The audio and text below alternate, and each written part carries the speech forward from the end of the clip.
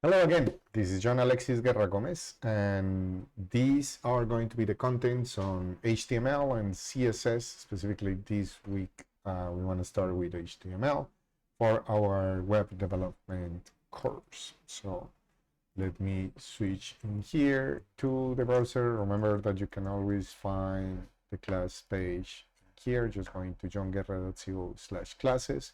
And here are the materials. Hopefully we can see this working now, especially the one from HTML.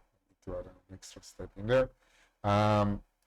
So the first thing I want to talk today is going to be about HTML, and let me just re-emphasize that I'm not going to be teaching you here the basics of the concepts. Everything I'm going to tell you, it's assuming that you already have completed the required readings. If you go to the class page again, remember that you can see the link in here. Hopefully this is the updated one. Yes. And as you can see, these are the materials for HTML. So you should be taking a look at this one. Remember that every time you're looking for concepts for HTML or like anything on web development, I strongly recommend you to look at things directly on the Mozilla Developer Network. Okay, so here are the materials that I strongly recommend you to complete. Apart from that, in terms of HTML, I also recommend you reading this one if you want to go deeper. Actually, let me see in here, like especially in these core modules of HTML, which will be this one in here. So you can see all of the basics of HTML, what's ahead, blah, blah, blah, all of those elements. How deep should you go on those? It depends on how much you want to learn. So if you want to get good at this and become a full stack engineer, you have to spend a lot of time like just going and building stuff. So the more the merrier, okay? If not, at the very least, make sure to complete the initial tutorial, which will be all of these elements. And as you can see, it is going to include elements for CSS, for JavaScript, and even for just publishing little things. Okay, so assuming you have done that, then we can go and start taking a look at the slides, specifically these ones in here for HTML. Remember, you can just go into the page and then open the slides in here. And let me just start seeing like what other elements should we do in here, specifically on setting up the environment. So one of the basics of starting to work in HTML, and is that if you just started working on this, or maybe you just did some HTML before, probably one of the things you did is just to go and create an HTML page and then just double click on it. That's not the way I recommend you to do it here, and I'm going to explain in a second why. So we are going to be working mostly locally, but apart from that, you can also work on the cloud. But in either of those things, I strongly recommend you to have an HTTP server, which is going to be the one that is going to be loading all of the HTML, JavaScript, and CSS resources that you need. So whenever you're working on the cloud, so if you go to something like CodePen or GSFido, let me open, for instance, CodePen in here, and if you just start coding in there, then this is going to offer like a website like this. And in that website, I can just go and open this HTML5. And as you see, when I just write HTML5 and I hit tab, it's kind of like magic. Then I have like auto completion before LLMs. This was impressive, and I was cool at parties and stuff. And then I can change things in here like page title or whatever, like John's example. And then the problem is that that one is actually not going to show up in there, because that is what's supposed to go in here, up here. And then I can go and just start like writing different elements in here. It is going to show me the results right away. So this is what it means to work online. There are things like CodePen, GSFido, and the cool thing of this is that if you log in and then you save, that is going to give you an URL that I can send someone else. So if you have a question or something like that, then you can recreate the problem using things like that, and it's extremely useful. The second way that I recommend you, it's working locally, like by creating an actual HTML page and then working with Sublime, Atom, or VS Code, okay? And the basics of that are going to be, instead of opening that, so let me come in here and then open a new terminal. So actually to go and do the whole thing, it is going to be opening a new terminal. If you're on Mac, if you're on Windows, I think it's called just a console. And then there we go. So if I create a new terminal, it is going to be something like that. And then you can start using different Unix commands, and these commands, I'm not going to go deep into them here in this course because it's beyond of this, but I strongly recommend you to search online to start learning about them. So the most basic ones that you need to know is the cd command, which allows you to change between different folders. So for instance, I'm going to go here into my desktop, and in that desktop I have a WebDev scratch, and then you're going to see ls lets me list the folders, and then let's say that I'm going to say delete me, and then if I go into delete me, I can go and open VS Code, and as you can see in here, just by running code and the space dot, I'm just telling it open VS Code into that specific folder. For that to work for you all, I strongly recommend you to go and just search online VS Code, run from console, things like that. Nowadays, using even this thing is going to use generative AI. Let's see if it came out with a correct answer.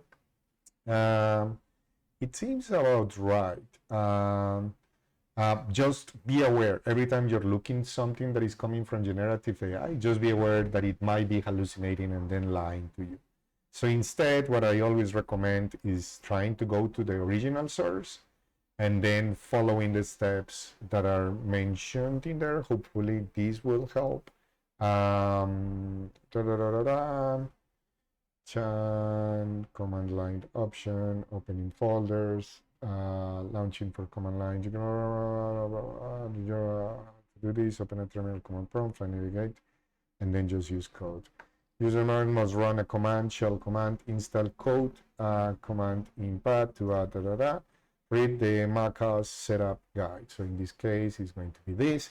One of the things that you can learn in this course is being able to process and understand this type of things. By the time you're watching this video, hopefully not, but by the time you finish this class, probably this documentation will change. So even memorizing this will make sense because things will keep on changing. In that sense, I wish we could trust more chatbots, but sadly we still cannot. So make sure that you install these things, install Visual Studio Code, should send this on the Slack, and then install the VS Code extensions for the Visual Studio Marketplace, so we can go, like which ones you want to see, will be that one, and then launching from that. And then, so basically what they want us to do is Command-Shift-P in here, or in this case, it's going to be, I already forgot, I always use it with that, but I think here it is. So if you go into View, so basically it will be here, View, Command Palette, and then it allows me to do that, or the command that is lying there. And then you should search for shell command, install code on the command path. And then this is saying that it is installing VS Code directly in the command path, which is this variable in here, which is a operating system variable that contains what commands can be executed. So it can get a little tricky with that, but hopefully, fingers crossed, the only thing you need to do in order for that to work for you is to close all of your terminals. Technically, you don't need to do that, but it's always better. It's easier just to debug that way, and then opening the terminal again. And depending on what you have on your path variable, like for instance, here is my path variable. Please don't hack me.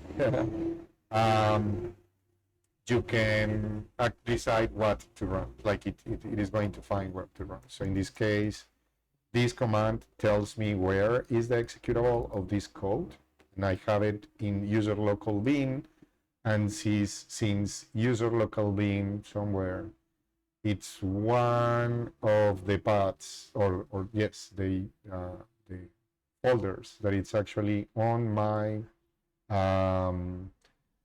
path, then I can execute it. see it right away because I have way too many, but hopefully as long as it is in there, I can execute it. If that seems too confusing or something like that, please reach out to the TAs or come to myself in the office hours in case it doesn't work. But basically, after doing that, if I go here, then I think I'd call it, oh, damn it, desktop, WebDev, and then delete me, and then I do code and dot. That should open Visual Studio there. So let me close everything in there. Okay, good. So now once you're there, you can just start creating your new file, and then just do the same thing we did before. And then you just put like hello world, then if proper Spanish, and then you just have to make sure that you have an HTTP server running in there. So you have the other video, and I'm going to link it, I guess, in the description in case you haven't seen it, the one that I developed for Sublime, where I go step by step on all of the installation instructions for setting up the whole environment, especially for ESLint and things like that, which I strongly recommend you. So let me start restating many times. Try not to code web development without using a linter. It's going to save you a lot of time, especially for JavaScript. So, but for the moment, so if I open here Finder, so the common thing that people will do is just double clicking on this. Do not do that. Because even though, as you can see, it works in here, when you start getting like larger applications that use JavaScript or use other resources, that will not work. So for the moment, what we want to do is that we want to have an HTTP server, and you can run that. Oh, and by the way, you can also run this directly in VS Code, but I prefer having a separate terminal. So if you go here in terminal and then new terminal, then you can run that same thing in here without having to do that. And if the whole explanation on how to run VS Code on the terminal was too confusing, I think in here you can, let's see if I can find it. So opening that on Finder, and then just services maybe is I think what I saw. No, okay, so you can open just Visual Studio Code. The one I was looking is just for opening the terminal in there. And then you can just open a folder.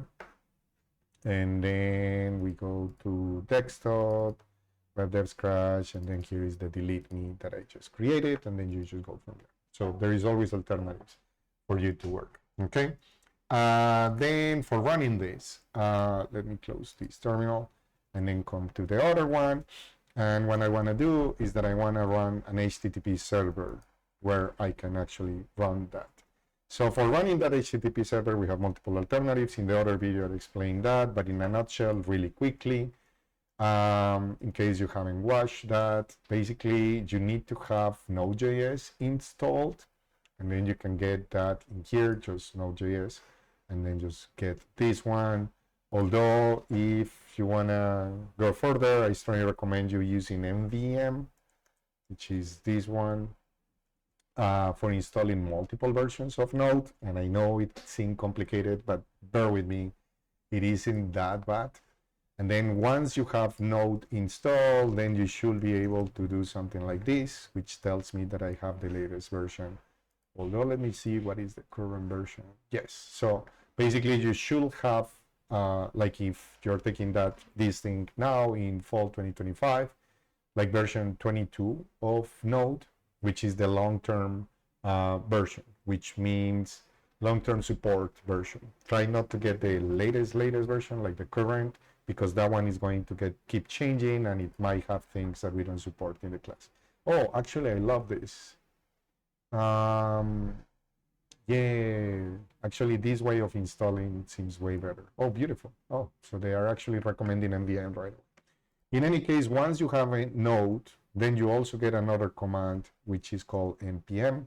And with npm, you can just install HTTP server. And then once you have done that, and actually you want to do that with -g, because you want to install it globally. And then, because I didn't do it globally, it created this, but we are going to talk about this when we talk about JavaScript. So again, if I run this thing and you have the path properly configured, then you should be able then to run this command. And when you run that command, that is going to say, I'm starting a new server, and the server is going to be running on the port 8080 on your local host. That is the 127.0.0.1. So if you have taken any networking class, something like that, I assume you understand what that is. If you don't, please come to office hours, and I'm more than happy to explain from scratch. The key is that once you have the server running, then you can just load it like this on your browser. And the final thing I recommend you having in there is just always to have your console open, because in case you have some major errors or something like that, it is not usually not going to show up in here. You're going to need to have that problem in here. Like for instance, I don't know, like I wonder, like that one will not fail, but for instance, let's say that I say something like this. Oops. Oh, and then I have to disable. For the moment, I am going to be disabling Copilot, so because it might be just adding noise. And you see, here is my error, but it's not going to show up either. I hope that makes sense.